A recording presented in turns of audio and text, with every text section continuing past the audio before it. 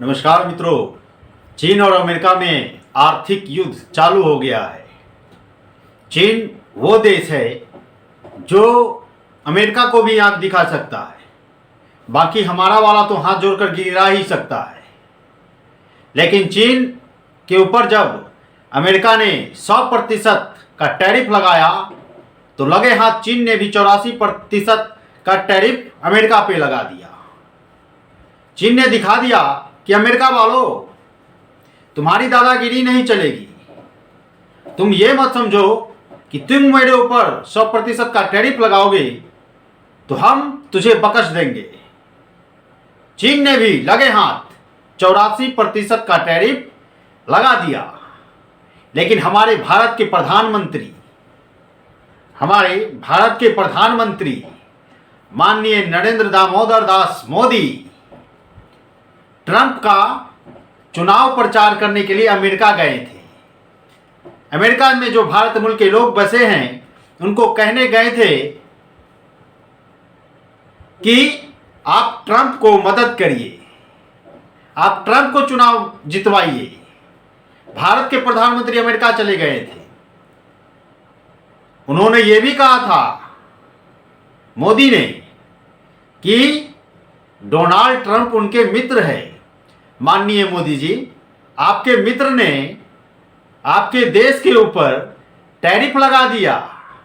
Tariff का नतीजा ये हुआ कि भारत का शेयर मार्केट थ्राम थ्राम थ्राम मानो 10 तीव्रता स्केल का भूकंप आ गया हो।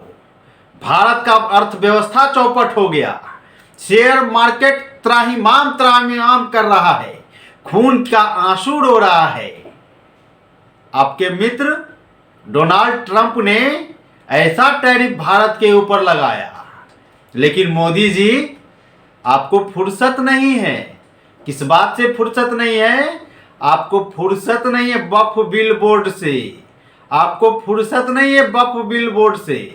आज भी आप जब देश से मुखातिब हो रहे थे तो आप हिंदू मुसलमान हिंदू मुसलमान हिंदू मुसलमान बफ बोर्ड बफ बोर्ड बफ बोर्ड कर रहे थे श्रीमान।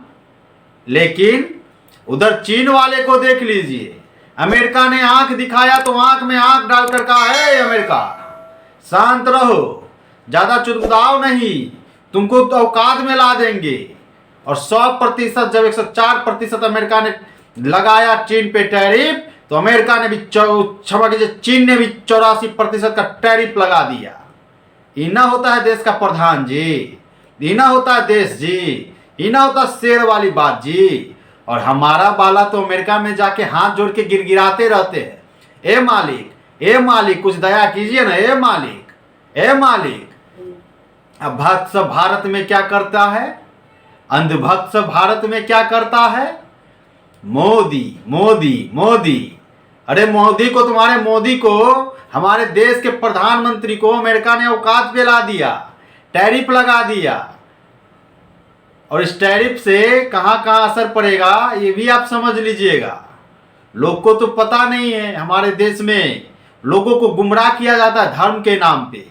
लोगों को तो बस इतना चाहिए कि मुसलमानों को दिन भर गाली देते रहिए, मुसलमानों को प्रताड़ित करते रहिए, उसी से हमारे देश की जनता खुश हो जाती है। देश का शेयर मार्केट इतना तेजी से धड़ाम धड़ाम गिर रहा है, खून का आंसू रो रहा है।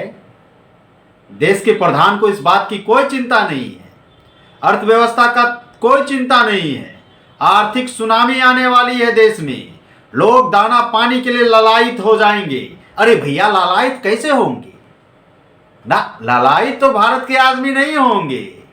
वो अनाज तो मिल रहा है ना, सारा गेहूं सारा चावल, इसी के लायक हैं हमारे देश के लोग, उनको तो मिल ही रहा है। तो उनको क्या चिंता है? तुम पैदा ही लिए हो इसीलिए कि सरा गला सरकारी अनुदान का चीज खाते रहो। तुमको बच्चे के भविष्य का चिंता ही नहीं है। तुम बच्चे को पढ़ाना ही नहीं चाहते हो, बच्चे को जिम्मेदार नागरिक बनाना ही नहीं चाहते हो। तुम हो ही भूखे रहने लायक। बताइए, इतना बड़ा देश आर्थिक संकट से गुजर रहा है और गुजरने वाला है। आने वाला समय में और भी समय खराब होने वाला है, लेकिन इसकी चिंता किसी को नहीं है। एक पीयूष गोयल है, इतना होने के बाद भी, इतना भारत पर टैरिफ लगाने के बाद भी कहता है कि ट्रंप की इसमें कोई गलती नहीं है, इसमें गलती चीन की है। बताइए कैसे कैसे लोग भारत में पैदा हो जाते हैं भाई। अरे चीन की गलती है कि पाकिस्तान की गलती है कि जापान की गलती है, ये छोड़ो ना भाई पीयूष गोयल। ये बताओ कि अमेरिका ने तुम्हारे ऊपर टैरिफ इतना क्यों लगाया, टैरिफ इतना क्यों लगाया? बताइए क्या स्थिति से देश को आप लोग गुजारने वाले हैं? लोगों को आप बस गुमराह कर सकते हैं, लोगों को बरगला सकते हैं। साहब आपको इसका जवाब देना चाहिए कि अमेरिका ने जो इतना बड़ा टैरिफ लगा दिया भारत के ऊपर, शेयर मार्केट धड़ाम धड़ाम हो रहा है, देश का आर्थिक स्थिति बद से बदतर हो रहा है, लेकिन आप कोई जवाब नहीं दे रहे हैं। आपके पास जवाब है ही नहीं। आप तो जवाब दे रहे हैं कि वक्फ बोर्ड सही है कि गलत है, मुसलमान को फायदा हो रहा है कि घाटा हो रहा है, हिंदू को फायदा हो रहा है कि घाटा हो रहा है। आप तो इस पे जवाब दे रहे हैं श्रीमान।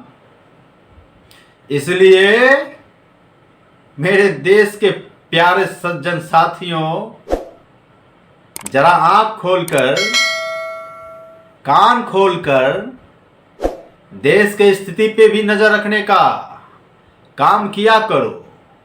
हमेशा हिंदू मुसलमान में मत फंसा करो। तुम्हारे बच्चे मस्जिद पर जाके भगवा झंडा लहराएगा और उसके बच्चे विदेश में जाके पढ़ेंगे लिखेंगे, उसके बच्चे बीसीसीआई के सचिव बन जाएंगे, और तुम्हारा बेटा दिन रात हिंदू मुसलमान करता रहेगा, मुसलमान को गलियाता रहेगा, मस्जिद पे भगवा झंडा लगाता रहेगा, मौत के घाट उतरता रहेगा। और उसका बेटा जो तुमसे ये सब करवा रहा है, उसका बेटा विदेश में पढ़ेगा, उसका बेटा बीसीसीआई का सचिव बनेगा, अमित शाह के बेटा की तरह, जैसा की तरह। इसी के साथ अपने भाई को दीजिए इजाजत। मेरे YouTube चैनल को आप सब्सक्राइब करिए। जय हिंद, जय भारत।